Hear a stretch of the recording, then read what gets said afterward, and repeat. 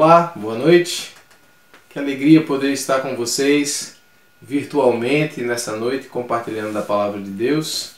Eu sou Cleiton Menor e atualmente sou missionário. Nós, com a minha família, estamos indo para o Paraguai, mas nesse momento estamos em nossa curta passagem aqui nos Estados Unidos. E até o ano passado era pastor da Igreja do Evangelho da Graça em Xangri-Lá, estado do Paraná, no sul do Brasil, uma igreja irmã. Muitos de vocês acredito que nos conhecem e oram por nós, e nós somos muito gratos por isso. Eu gostaria de hoje compartilhar com vocês algo que faz muito sentido na nossa vida hoje, porque é um tema que define muito o que estamos fazendo, ou a maneira como estamos servindo ao Senhor agora, que é o tema de missões. O que eu vou compartilhar com vocês é fruto de nossos devocionais, de nossas meditações e até mesmo um pouco daquilo que nos motivou a tomar a decisão de nos tornarmos missionários no país Paraguai, que é tão pertinho aí do Brasil, pertinho no sul do Brasil. Minha esposa é da cidade de Foz do Iguaçu, da cidade que é fronteira com o Paraguai. Ela era muito familiarizada com o país já do Paraguai, ou pelo menos a cidade de Cidade del Este, que é ali na fronteira.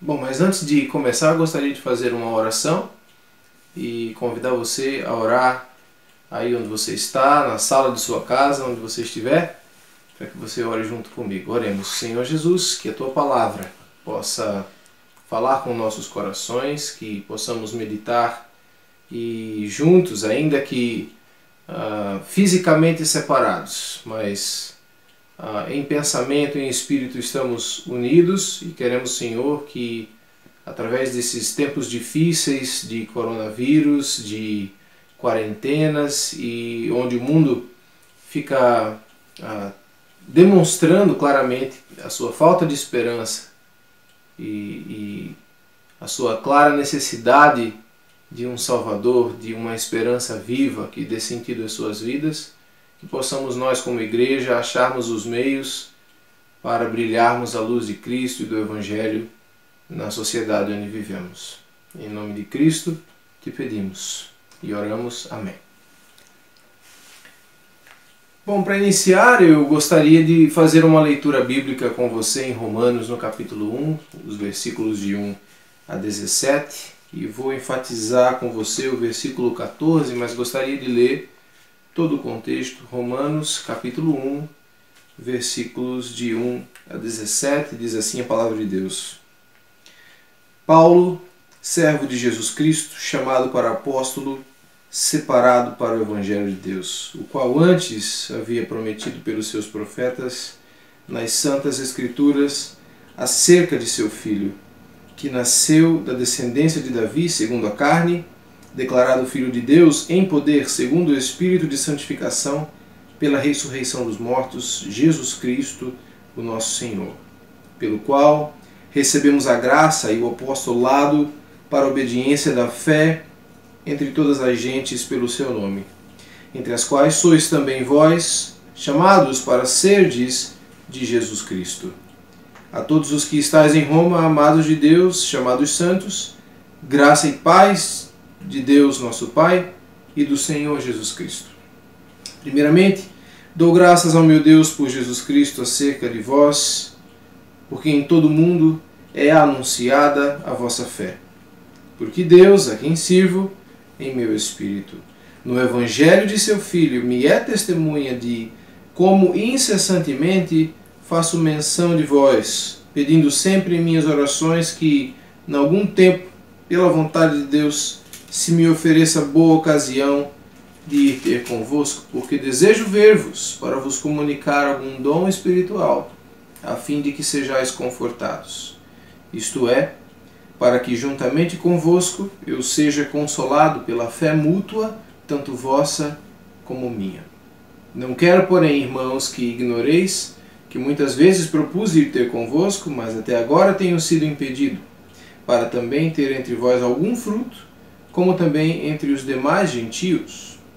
Eu sou devedor, tanto a gregos como a bárbaros, tanto a sábios como a ignorantes. E assim, quanto está em mim, estou pronto para também vos anunciar o Evangelho a vós que estáis em Roma. Porque não me envergonho do Evangelho de Cristo, pois é o poder de Deus para a salvação de todo aquele que crê, primeiro do judeu e também do grego. Porque nele se descobre a justiça de Deus de fé em fé, como está escrito, mas o justo viverá da fé. Eu gostaria de voltar com você no versículo 14, onde o apóstolo Paulo usa essa expressão que é chave para o que nós vamos meditar hoje, é a expressão, versículo 14, olhe na sua Bíblia, diz: eu sou devedor, tanto a gregos como a bárbaros, tanto a sábios como a ignorantes. Eu acho interessante o entendimento que nós podemos absorver dessa passagem, onde o apóstolo Paulo se mostra obrigado, devedor do Evangelho a outras pessoas. E eu acredito que isso é muito importante para nós, igreja, hoje também entendermos da mesma forma. Não se trata apenas do apóstolo Paulo por ter sido chamado para o apostolado, mas se trata do papel da igreja, e nesse momento nós podemos nos encaixar muito perfeitamente nessa mesma realidade. Nós somos devedores do Evangelho às outras pessoas. O mundo precisa ouvir o Evangelho através da igreja, que somos nós. Mas não é apenas um conselho de Deus. Paulo faz mostrar para nós aqui que, de fato, isso é uma obrigação que temos. É um dever que temos. Não é uma opção que temos, mas um dever. Um dever de toda a igreja, de todo filho de Deus, de pregar o Evangelho. Eu gostaria de voltar com você também no versículo 15, onde Paulo diz: quanto está em mim, estou pronto para vos anunciar o Evangelho. Paulo estava imediatamente pronto.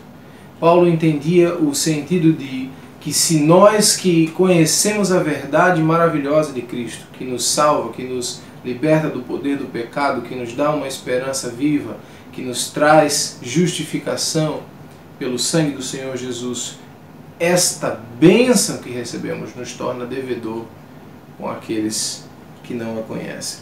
Não uma opção, mas um dever, uma obrigação. Eu gostaria de trazer um termo missionário hoje aqui nessa mensagem. O termo missionário que eu quero trazer é o termo não alcançado, povos não alcançados. Talvez você já tenha ouvido a expressão povos não alcançados, não é? Esse é um termo missionário muito comum entre os missionários, entre as pessoas que pensam em levar o Evangelho em outras nações. É muito comum tocar no assunto dos povos não alcançados. E definindo isso, você vai entender facilmente: povos não alcançados são países ou grupos de pessoas cujo, no meio delas, menos que 5%, existe até uma discussão em quantos por cento aí, mas em geral 5% da população não é cristã, não conhece a verdade, não são crentes em Cristo Jesus, não conhece o Evangelho verdadeiro. E quando menos que 5% dessa população conhece a verdade, é praticamente impossível ou muito difícil que o resto desse grupo de pessoas venha a ouvir do Evangelho a partir desse grupo.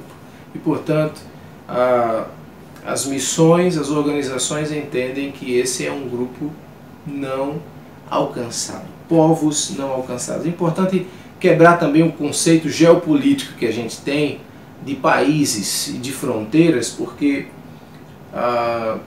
quando a Bíblia fala sobre nações, você vai ver, por exemplo, as palavras de Cristo dizendo: fazei discípulos de todas as nações, E a palavra nação, povos, até mesmo em Apocalipse, quando vemos que Cristo será adorado por todos os povos e nações, é a palavra grega ethne, que na verdade é da onde nós tiramos a palavra etnia, e não é literalmente fronteiras geopolíticas como a gente conhece hoje, como o Brasil como uma nação, os Estados Unidos como uma nação, a Argentina como uma nação, com fronteiras assim, mas literalmente etnias, grupos de pessoas que compartilham a mesma cultura, grupo de pessoas que compartilham a mesma língua, e nesse sentido existem grupos de pessoas e etnias espalhadas pelo mundo.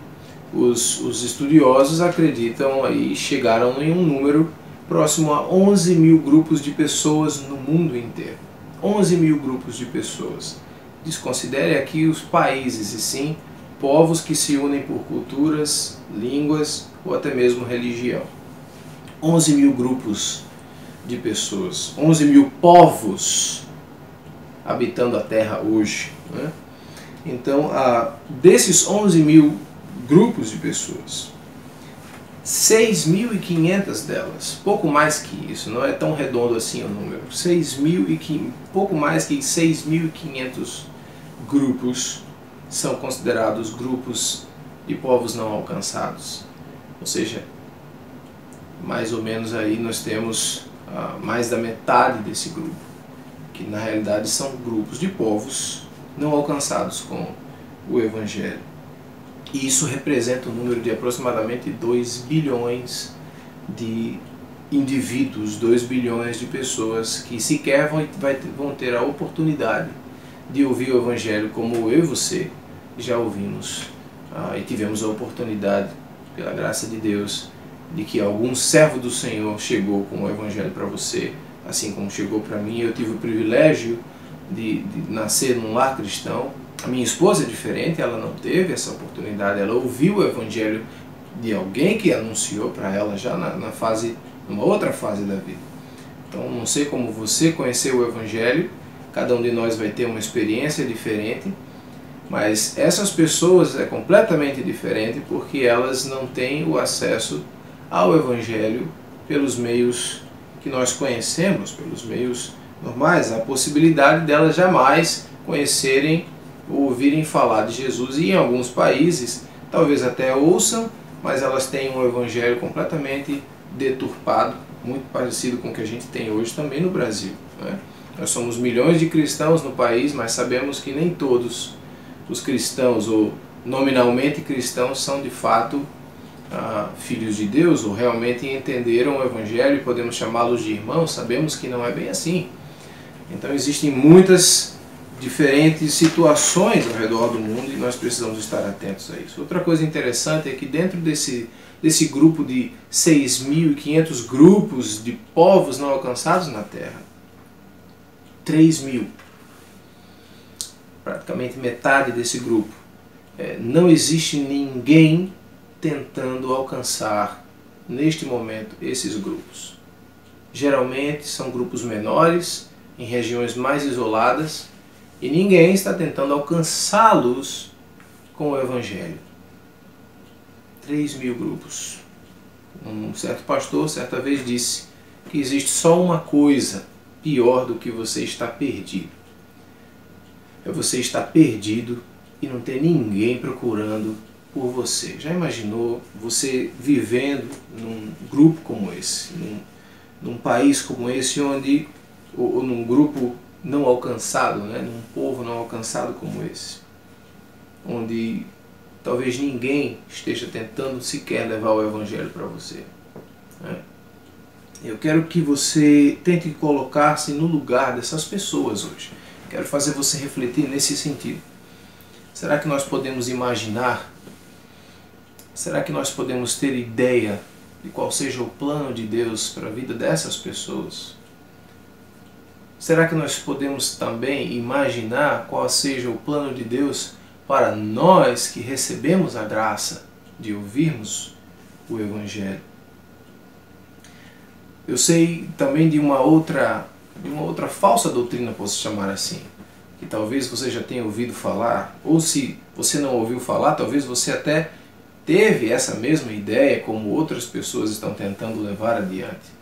Você já parou para pensar assim, talvez, o que Deus vai fazer com aquelas pessoas que moram tão longe que ninguém jamais levou o Evangelho para elas? Elas moram naquelas ilhas, longe, quase que não aparece no mapa, elas nem sabem do Evangelho, elas não ouviram e por centenas de anos ninguém nunca nem foi lá. Os índios estão isolados na Amazônia, eles não ouviram falar de Jesus e ninguém vai falar para eles, né?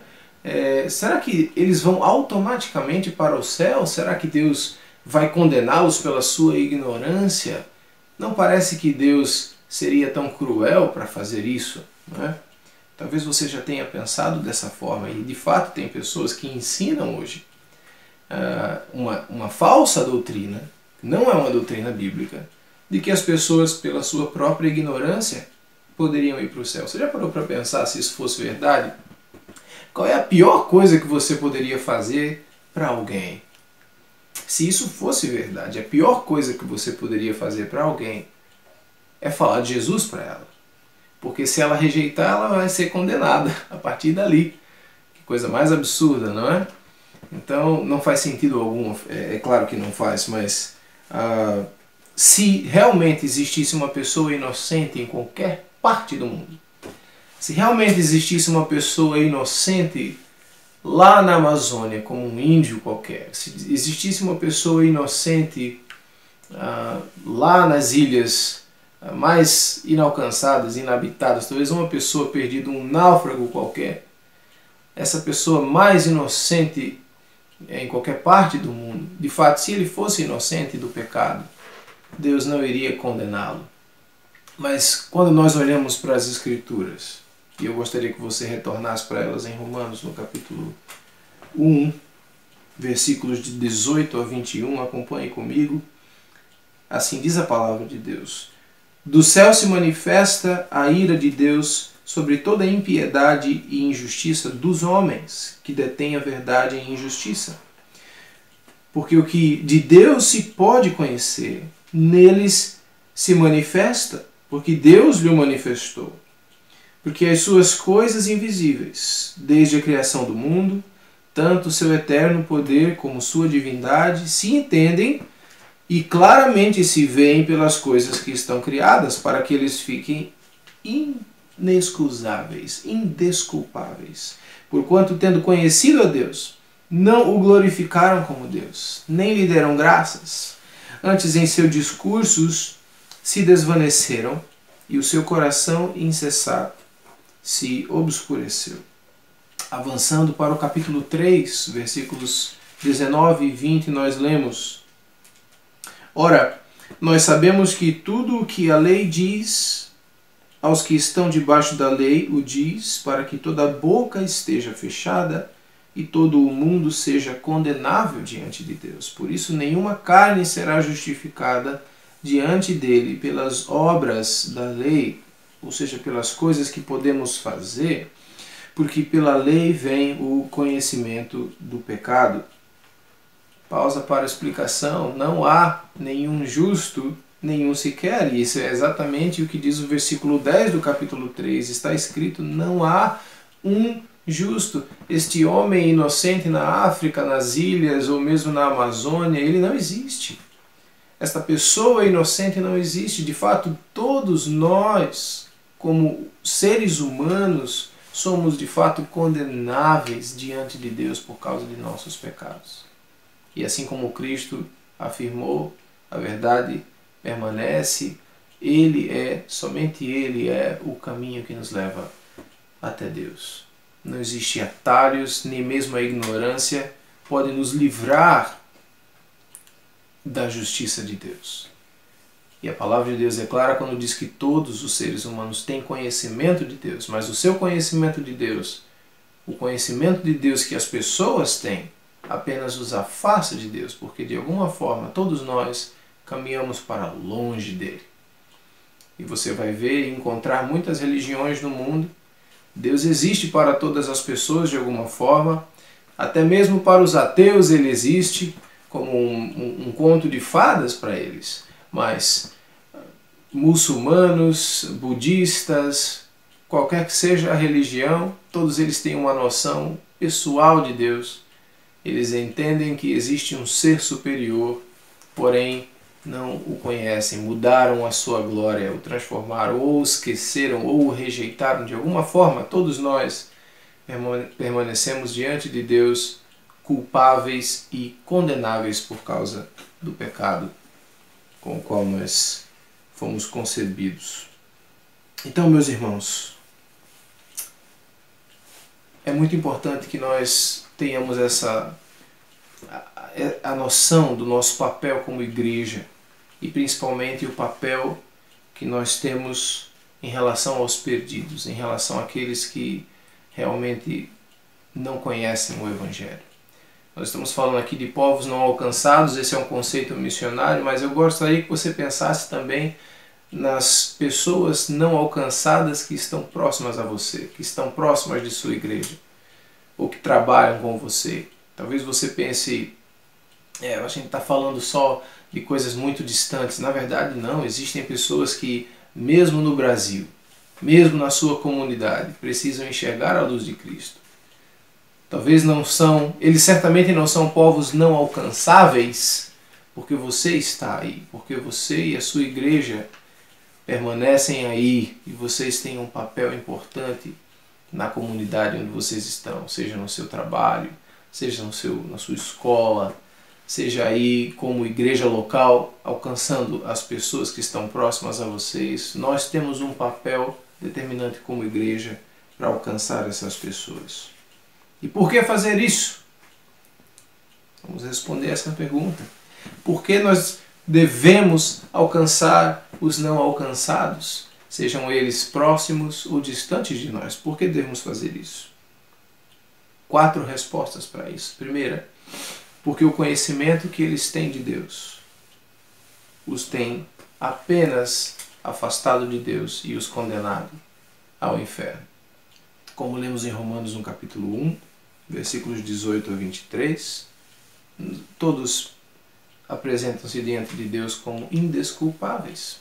Tudo o que eles sabem de Deus, de fato, os afasta e os condena. É preciso que alguém os conte a verdade. Romanos no capítulo 10 nos fala isso. Versículos 13 ao versículo 15, e assim diz a palavra de Deus: todo aquele que invocar o nome do Senhor será salvo. Como, pois, invocarão aquele em quem não creram? Como crerão naquele de quem não ouviram? E como ouvirão se não há quem pregue? E como pregarão se não forem enviados? Como está escrito: quão formosos os pés do que anunciam a paz, dos que anunciam coisas boas. É necessário pregar o Evangelho. É necessário pregar o Evangelho.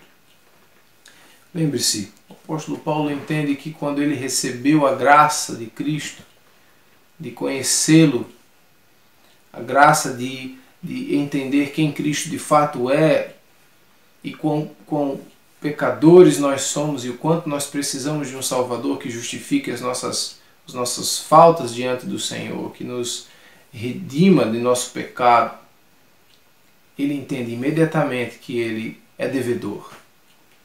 Que esse conceito esteja claro na sua mente também, meu irmão, minha irmã. Eu espero que você esteja entendendo o que o Senhor deseja de você, deseja de mim. E nesse momento, eu posso também lembrar a você que a nossa decisão de deixarmos o nosso país e irmos para o Paraguai tem a ver com o sentimento de dever que nós temos. Quando nós soubemos de que no Paraguai havia um país com menos de 6% de cristãos lá, e esses 6% de cristãos, boa parte deles são cristãos que pregam prosperidade e falsas doutrinas, nosso coração pulsou para que a gente pudesse amar aquelas pessoas e compartilhar com elas o Evangelho. 7 milhões de pessoas, a maioria delas. Muitas estão morrendo todos os dias sem conhecer a verdade do puro Evangelho do Senhor Jesus, da graça de Deus. E nós devemos a ela isso. Então, quando fazemos isso, Nós fazemos porque o Senhor nos compeliu a amar essas pessoas. E em resposta ao amor que Deus tem derramado dos nossos corações, nós decidimos ir para lá. Segunda coisa, porque nós devemos ir até os não alcançados, é porque o Evangelho é poderoso o suficiente para salvar as pessoas e levá-las ao céu. Não é maravilhoso isso? Nós lemos em Romanos no capítulo 1, versículo 16. Eu não me envergonho do Evangelho, porque ele é o poder de Deus para a salvação de todo aquele que crê. Todo aquele que crê será salvo, meus irmãos. Você consegue entender isso? Nós somos vasos de barro, é verdade. Não é? Não há valor de fato em nós aqui. Mas o Evangelho que nós carregamos é o tesouro de Deus. Ele tem poder para transformar, para salvar, para resgatar. Eu ouço às vezes pessoas falando de que a vida cristã às vezes se torna um pouco monótona e chata. Talvez você já passou por isso, talvez você já se sentiu na sua caminhada com Cristo um pouco assim na rotina de orar antes de comer, orar antes de dormir e ir à igreja no fim de semana. Certamente não é isso que Deus espera e certamente não é isso que você esperava de ser um cristão, e eu espero que você não esteja contente em levar uma rotina tão monótona assim.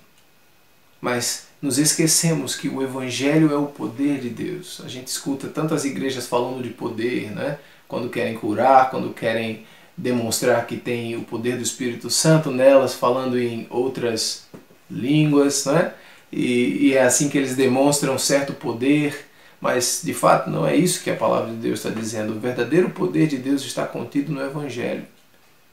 Quando nós anunciamos as boas novas do Evangelho para alguém e o Espírito Santo que convence as pessoas do pecado toca em seus corações e essas pessoas aceitam e creem com a fé na mensagem que foi enviada até seus corações e elas creem em Cristo Jesus, as cadeias do pecado são quebradas, o Evangelho transforma, o Evangelho consegue restaurar casamentos, restaurar vidas, mas mais do que isso, ele consegue tirar alguém do lamaçal do pecado e colocá-lo na posição de justo diante de Deus, com a justiça de Cristo sobre ele. Não é maravilhoso isso, meus irmãos?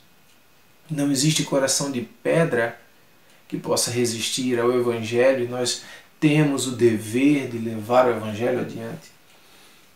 Porque precisamos pregar aos não alcançados, porque o Evangelho de Deus é poderoso demais para ficar conosco apenas. Muitos estão aguardando apenas que eu e você abramos as nossas bocas. Terceira coisa, nós somos o plano de Deus. Não existe outro plano. Como eu disse, não existe a possibilidade da ignorância salvar as pessoas, não existe a possibilidade de Deus enviar os seus anjos para fazer o trabalho que é da igreja fazer. Nós, o corpo de Cristo, temos o dever e nós somos o plano de Deus. Ele quis que fosse assim. De outra forma, ele teria nos levado assim que crescemos. Não seria uma má ideia, talvez você pense, não é? Pensou? Quando a gente se convertesse, imediatamente Deus nos levar. Mas não foi assim que aconteceu. Quando você entregou a sua vida a Jesus, um milagre imenso aconteceu na sua vida.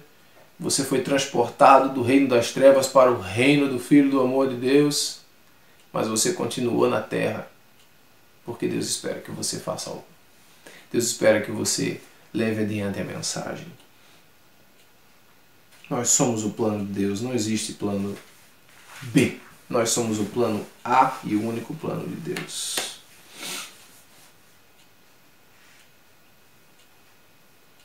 Por fim, porque nós devemos ir aos não alcançados?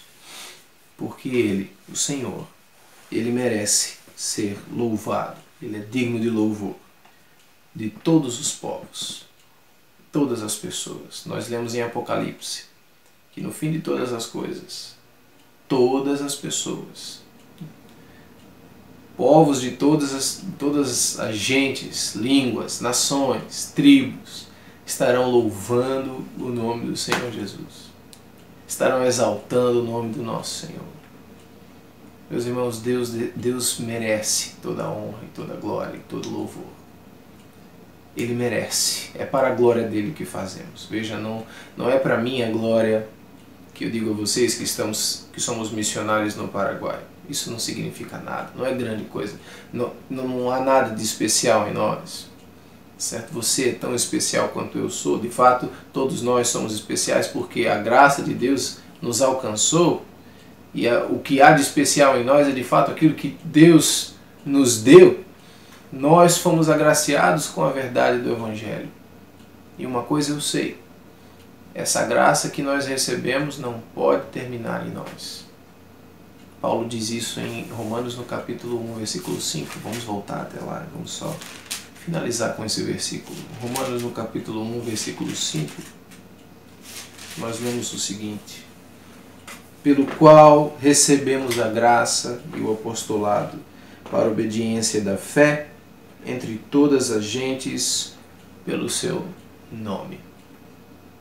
Paulo entende, eu recebi graça, eu preciso transferir essa graça. Você recebeu graça, eu recebi graça. Por que eu nasci no Brasil? Em certo momento na minha vida eu me perguntei por que eu aprendi a falar inglês? Porque Deus me fez nascer. Você não teve controle sobre onde você ia nascer. Você nasceu onde Deus quis que você nascesse. Você não teve controle sobre muitas situações e circunstâncias em sua vida. E certamente hoje você tem diversos talentos, ferramentas e opções que Deus quer usar para fazer com que a graça que alcançou você possa alcançar outras pessoas. Quais são as maneiras? Desafie-se nessa noite. Quais são as maneiras? Quais são os meios? Quais são os recursos que você tem que podem ser usados por Deus para a glória dele? Que podem ser canais dessa graça para que alcancem outras pessoas? Como Deus quer usar você? Como Deus pode usar você? Como você está disposto para que Deus use você? Certamente não existe resposta que seja Deus não me quer usar. Deus quer. Se Ele não quisesse usar você, você já estaria com Ele lá na glória, porque seu trabalho teria terminado. Se você está ouvindo essa mensagem, Deus quer usar você. Coloque-se nas mãos de Deus e permita-se ser um canal da graça de Deus para alcançar aqueles que ainda não ouviram, aqueles que não conhecem, aqueles que ainda estão em trevas em relação ao Evangelho. E que Deus abençoe a sua vida, a sua família, na sua congregação, que vocês possam ter a graça de entender e enxergar ao redor quem são as pessoas que Deus está direcionando vocês para alcançar. E lembrem-se de orar também pelos povos que estão distantes de vocês. Lembrem-se de orar pelos missionários. Eu peço orações por mim, mas eu não sou o único. Lembrem-se daqueles que estão em terras estrangeiras, aprendendo novas línguas e se colocando em situações inimagináveis, até mesmo muito complicadas, para transmitir a graça de Deus, do Evangelho da graça de Deus para outras pessoas. Vamos orar por essas pessoas, vamos nos envolver com os perdidos. Certamente a sua vida não vai ser monótona com o Senhor, se você permitir que o poder de Deus, que é o Evangelho, saia da sua boca por onde quer que você vá. Que Deus te abençoe.